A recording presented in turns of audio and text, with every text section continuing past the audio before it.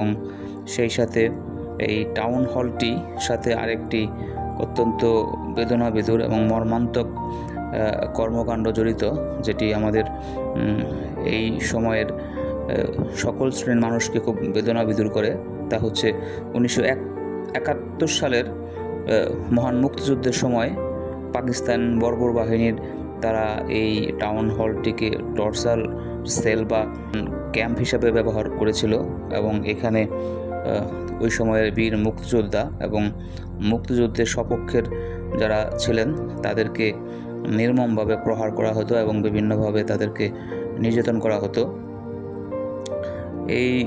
পুরো টাউন হলটির আরও কয়েকটি বিশেষ যার মধ্যে অন্যতম ছিল এটি তুলসী লাহিড়ী, আসাদুজ্জামান নূর, বেবি নাজনীন সহ বিভিন্ন প্রথিতযশা সাংস্কৃতিক কর্মীগণ একসময় এটিকে মুখরিত করে রাখতেন এবং দেশ বরেণ্য সাহিত্যিক এবং স্বনামধন্য ব্যক্তিত্ব শরৎচন্দ্র চট্টোপাধ্যায়, ডক্টর মোহাম্মদ শহীদুল্লাহ এবং নেতাজি সুভাষচন্দ্র বসুর মতো বরেণ্য ব্যক্তিবর্গ যারা এই উপমহাদেশের সূর্য সন্তান, তারা এই টাউন হলটিকে একসময় মুখরিত করে রাখতেন। তাদের পদতলিতে এই টাউন হলটি ধন্য হয় এবং এখান থেকে রংপুরের যত ধরনের বই